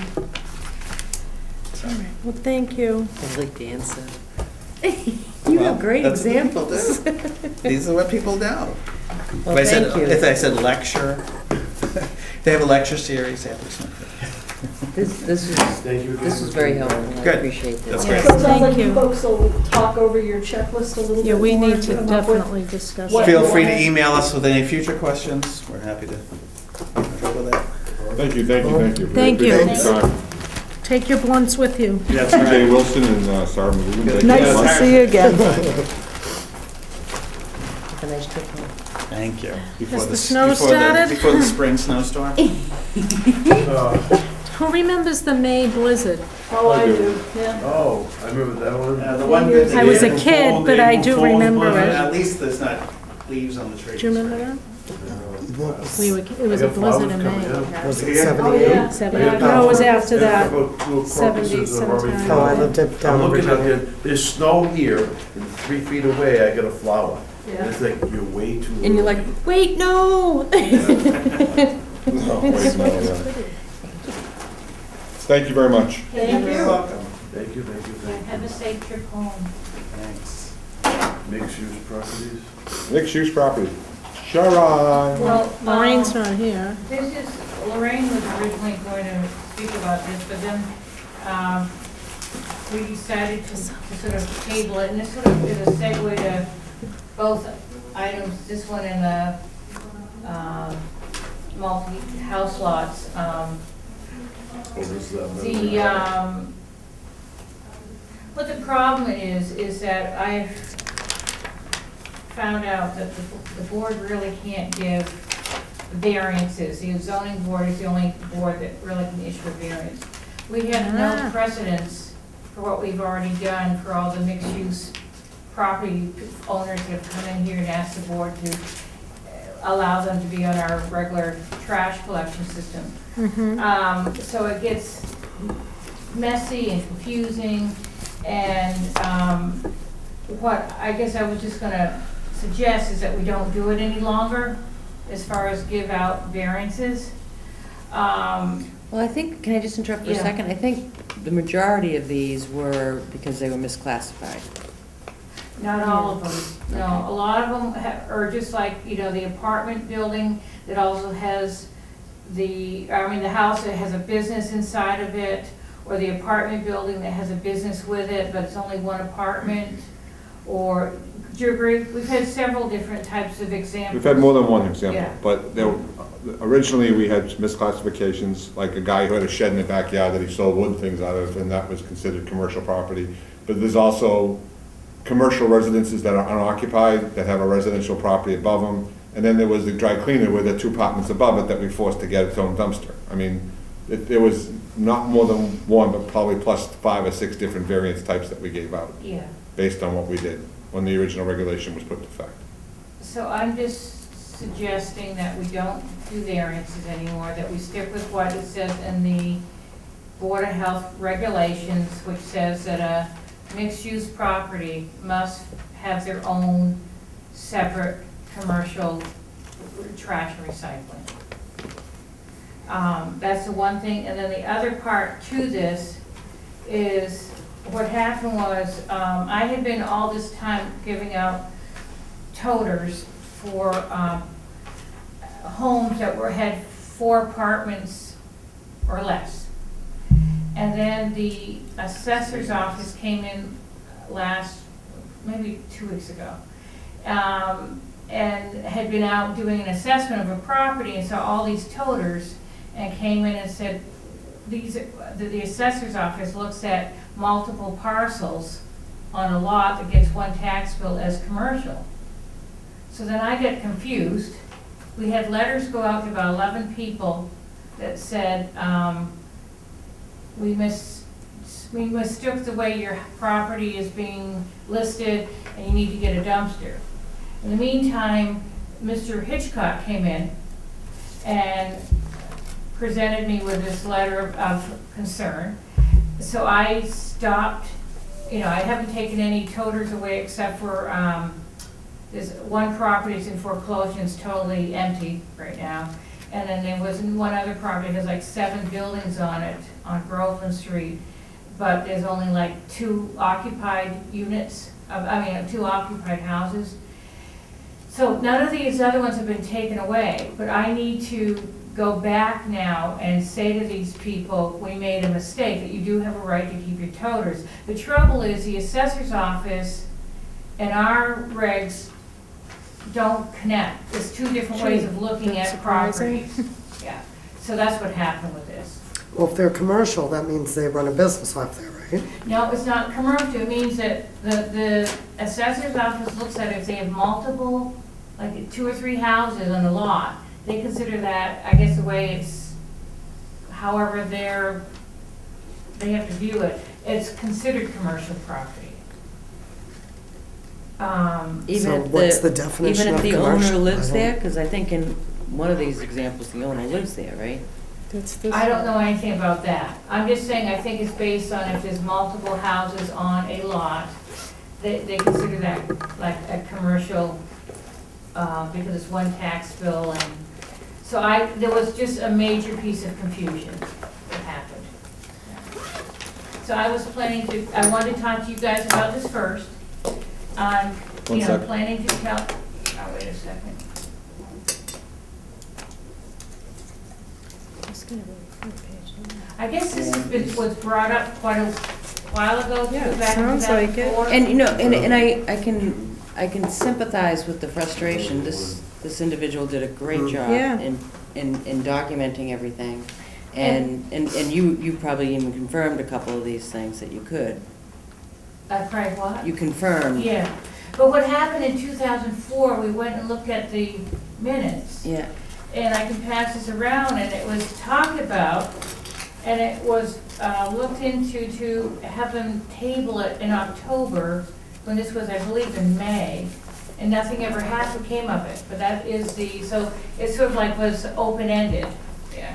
The thing that I had, my concern was, and especially when I think it was in 2004, he came home from vacation and found out his trash wasn't picked up. I don't think it would hurt if the Board of Health made it a policy not to stop anyone's trash pickup, that they have an automatic appeal. We just don't stop, because according to what he said, it just stopped in August. I agree, yeah. And that might give a little time Grace period, yeah. for us, Yeah. as the Board of Health and the assessors, to see if where our definitions do work together. And But right now, our definition is different. We look at it as dwelling units, like meaning you have 4 units in one building. Mhm. They look at it as 4 buildings on a property. The assessor's office Yeah. does? Yeah.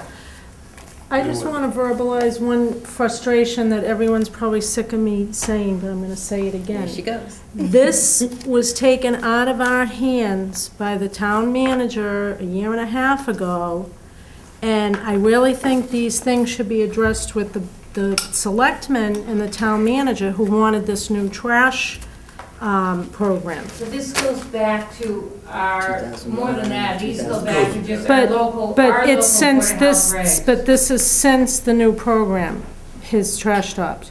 No, it's more to do with the confusion with the Board of Health regulations and the fact that it was misinterpreted. I got confused with what the assessor's office had said to me. And I thought I had made a mistake. And I realize now from looking at, no, I didn't. The mistake I made was sending a letter out saying that they shouldn't have toters, and yes, they should. Okay. It was a misunderstanding of how I was given or interpreted the information from the assessor's office. Because I called Bob about it, right the day it happened, to let him know. Okay, so what are we doing with I know, this? so, All I'm gonna do is, I want to tell you about it, but Yeah. what I'm planning to do is notify the folks, that there's only like 10, I think, that they are not gonna, and their toters haven't been taken, okay, that there was a mistake, and they're just gonna, the toter's gonna stay there. okay, Yeah. well, they should be happy. But I just feel bad with what happened. I feel terrible know, with what I do, happened. I feel bad too. But, Yeah. and this is why I'm Well, wondering, Made a this is what motion I'm, to continue out of our track. It says Control. the buildings are Right, assessed so they find out individually, so. typically, well, no one ever found out. Nobody They found Again, out. So they Yeah. I'm just continue gonna doing the reiterate, tax this rate. was taken out For of the my next, hands. for the next, He finds them back in our lap. Almost 1990, this was 94.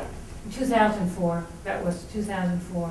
Oh, he's on the property Yeah, since yeah. 94, right? Yeah. What were you gonna say, Tim? well, this is why I'm wondering if we should have some type of a 30-day appeal process Right, before we stop good doing idea. it.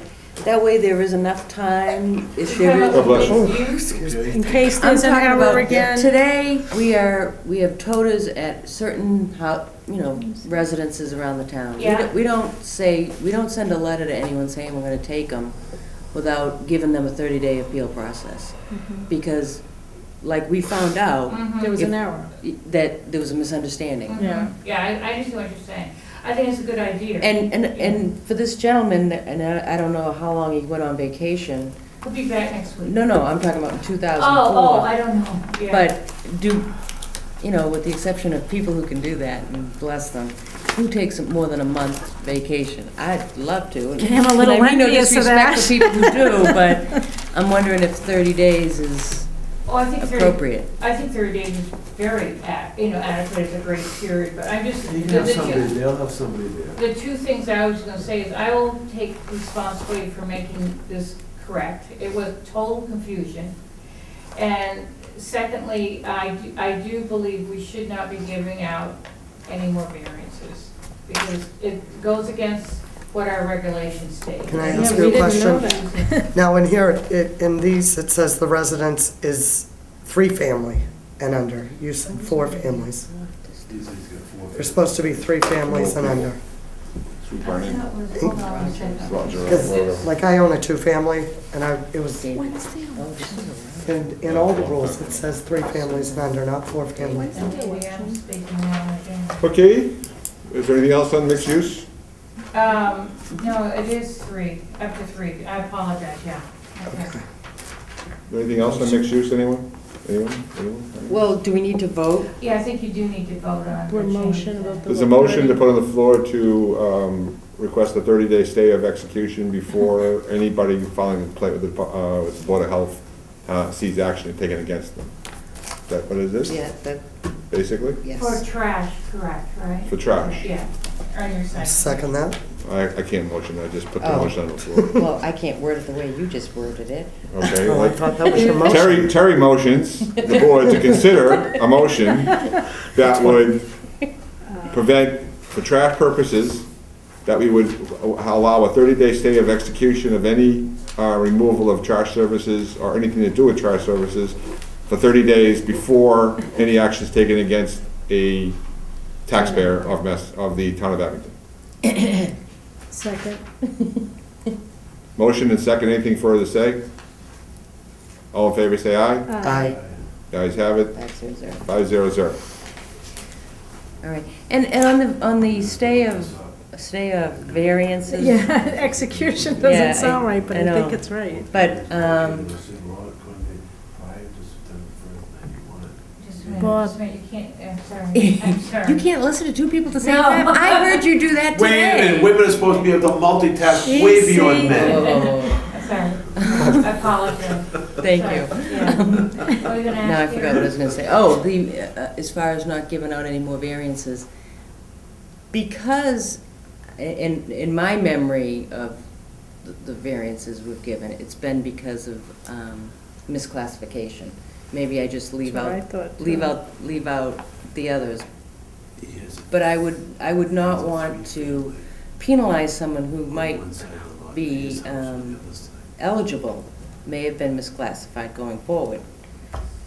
I think it's different if it's misclassified versus saying they have like a hardship or only 1 unit with a business. Okay, so But it- I think there's definitely certain ones that, yes, have been misclassified. So for example, and I'm thinking one in particular that said they had a business and then they haven't had a business for X amount of years. That Right. wasn't a variance, that was just clarification of records. Okay, I see what you're saying. Yeah. Rabies clinic. We need to set a date. When did we do it last year? I thought it was April. wasn't it? Mid-April. Yeah, I thought it was in April. My dog just got. It's always in his April. tag. Okay, because we've got, For dogs. For cats and dogs. Cats and we've got dogs. April 20th, which For the Is- highway is a- department. Anything with a cord to say. is the cleanup Saturday. Yeah. The Saturday after Is that that's here? the election, that's the Is that the police police station? station. Oh, You can also sign up online, go to Sage's website, you can sign up online. But, so To the bring 20th, stuff? To bring stuff? the bring stuff is at the police station. But Okay. if you want to participate and help clean up around town, always looking for volunteers. We had one person that wants to float around on Island Grove and pick up trash in the water and Oh, along the that's shore. great. And when I heard about that, I said, and I know someone who would really appreciate that. I'll go with them. I did kind Well, of, I said, you might the get highway- a one of those volunteer. The highway department guy showed me the machine that they use. He told me they had, And I found it hard to believe because he told me they had just used that machine. He showed me pictures and took garbage out of the lake just along where the police station is. Okay. They don't use that machine anywhere else in the lake, just across from the police station. Now, if they could use it right across from Spencer's But Pizza. there was, I mean, I walked over there and I'm like, I took a ton of pictures I have on my cell phone. It didn't look like anything had ever been used. There's garbage in that lake. I went along there and threw it all over the fence. So, and then that's a new thing for this year, that we haven't had anyone offer to do that for the cleanup, so. Oh, and I'll go it's too. new I have a little idea. boat. I'll So help. come down to the police Me station, too. 9 to 1, Yep. 9 to 1, You'll come be on the net down. girl, I'll be the. Anyway. 9 Can we- to 1, Fish. sorry, can you clarify that? 9 to 1, April 20th. 20th to police between station, boat anything with the wrap-up, cord? yeah. Anything with a cord, we'll Is have there a a truck cost? Every there. ton, you get Cost? 5 minutes of fishing. No cost. No cost. We'll also Oh, have 800 tire pounds. pickups, so around town, if Ton. people have dumped, 100 pounds. Ton, ship if fishing. people have dumped tires around town, there'll be a trailer at Sullivan Tire where you can Oh, drop how off nice, tires. great. We're gonna have the compost site open, but I think it's already scheduled. Do you March want to- 30th. Yes. Oh, it opens? What day This is what March we'll PR 30th is the right there. first For day. Philippe's? They keep asking me Yeah, questions. pretty Didn't hear anyone there. ask you a What's question. the baby's clinic? We haven't picked it because we get. I'm trying to tell you what weekends are being busy, that we shouldn't have a rabies clinic on. The Right. 20th is cleanup, and the Yeah. 27th is election. So. The 20th of Well- April? Is Why the don't we do cleanup. it the week before, So the the 13th. 13th? You want to try for that? Yeah. Yeah. Does So that we give enough wanna- time to let everyone in the town I know? will And get going on it. there you go, Uh, Sharon, you go, girl. What is And it, April time do you 13th? wanna, remember we had a problem last year? Yeah, we just want to be really clear. What would you like for a time? Well, what time did we tell people The last year? 13th for the Usually it's like 9 rabies to clinic. 12. So we just have to make sure that the vet's going to be here at Exactly. 9. You want to do 9 to 12?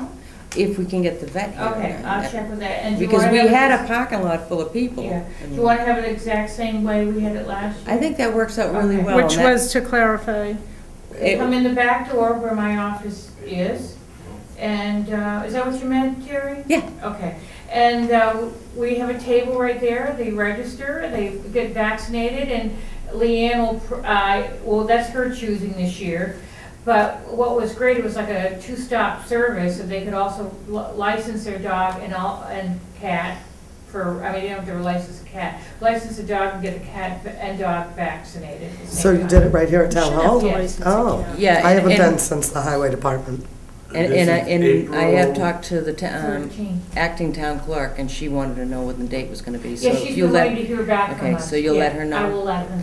And did we have to vote last year on what the hourly rate don't was? think We so. did, Yes, we did. yeah. We did? I don't remember Oh, what it no, we was. don't have to pay her this year because she's a town clerk. Last year, she was not the town clerk. that's right. Right. So she'll be doing this for nothing?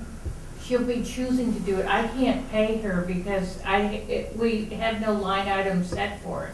No, but last year So we she did it. volunteered. Because she's- because she was an employee, I mean, she was the clerk working Part-time. under the town clerk.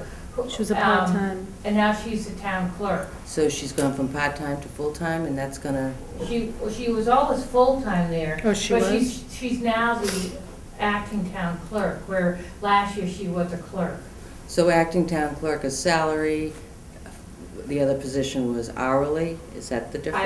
I don't know. Because But I can't, No. I don't have anything to pay her, that's the trouble. well, we paid her last year, so I I can't. I do have a it. problem Yeah. telling someone to come in and work for nothing. Well, Oh, I I do mean, too. to me, that's, all I can say is, that is, if Leon wants to do it with us, It would be a she's volunteer. welcome to do it at her choice. Well, she But I was- can't pay her. I That's can't the see why the town manager or the town selectman can't wage her for 3 hours of work during the week to do 3 hours work on the Saturday if she's willing to do it, but only if the town manager and the town selectman are willing to pay her to do it. Right. Comp That sounds- time What or does she have something. to do? But that needs to come from the selectman and the town manager, not from the Oh, board. working. All right, Yeah.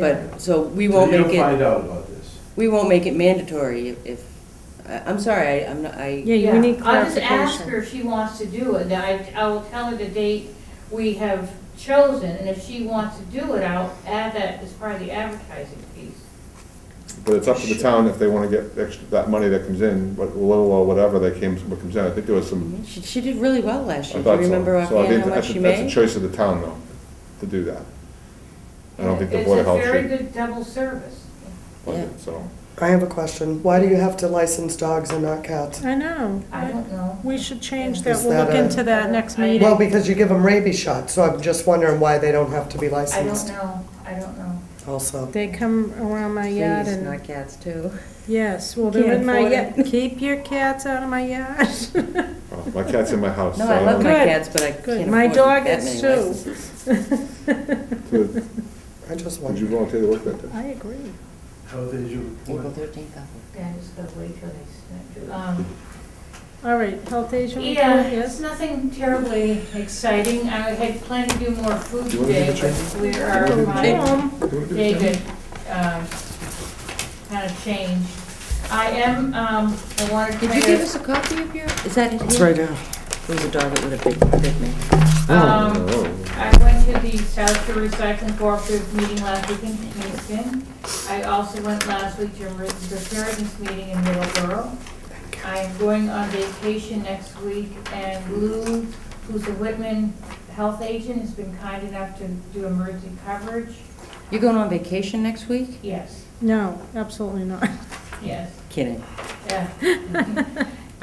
Saturday, I'm doing an all-day training in Duxbury, though, for emergency preparedness. So You're it's 8 doing the hours? training? Is that What? this You're Sunday? doing it? No, I'm attending. Oh, I it. get you, sorry. Yeah, Is there a cost for that? no, And the one in Duxbury is this weekend? yes. What about that one in Middleborough? What's that? The one in Oh, Middleborough? Middleborough, I have to go to, they're required trainings for our emergency preparedness. We get equipment and my cell phone and other great stuff is paid for that, yeah, through So- that. And just you go to that? Because those both have to do with that NIMS test. Yeah, but NIMS is a deliverable for emergency preparedness. We don't, this is for the health agents to go Oh, to okay. from around our region, yeah. The NIMS and ICS is a Yeah, about it. deliverable, which is part of emergency preparedness, so that's why I bring it up every so often, yeah. I'm And just it's trying to still a figure out ways deliverable. to Yeah. pass that test. Yeah. Has anyone else tried it? I Oh, have. it's so you- hard. Keep I haven't passed. forgetting. It's All right. wicked hard. All right. I'm going to the Is it the online thing? food one at the police station on the Okay. 25th. Okay, that's good. And there is, for some of you, tomorrow, a reminder for a Drill down. call-down drill, 10 a.m. I didn't get that call. Yeah. I got What's the email. what's that for? What do you It's mean? when- She it's sent an when email to us. they experiment Okay. with it's not a real drill, but it's people that are on the call-down list, Oh, so that you answer the phone and they want, for us to see how fast you can respond in case there was a real emergency. And again, What? again, the last time they called my home, not my cell phone. Yeah, did you get my my email I sent you back that it's been changed? to all the cell Yeah. phones. Well, no, we changed it before, and for some I don't reason, know the why last they time. did it, yeah, but you're on, it says on the So I don't want master to, I don't want list. us to get gigged if they're calling us at a number that we're not gonna be at when they I call, know. so. I don't know if they have my cell phone. I'll be at work. I'll be here. I don't Oh, know, no. not all of you. Not are all of on us? it, I'm though. going to work. Can she stay home, wait for this phone call? I'm good with my day job. Yeah. Okay, anything else on the health agents report? No, the only other thing is minutes, and I just was gonna remind you of minutes. I read the minutes, I motioned to Well, accept them. can I make a suggestion on that one, the minutes here real quick? March 4th. Yeah, Yeah. Mary didn't, because it wasn't Cover it with some music, notated on the other meeting, but if you read it, it says on the bottom of it, the following items, but they're not named, as far as they're gonna be accepted at the compost site. And I just was gonna ask if we could ask her to name, have a motion to amend it, to name them all.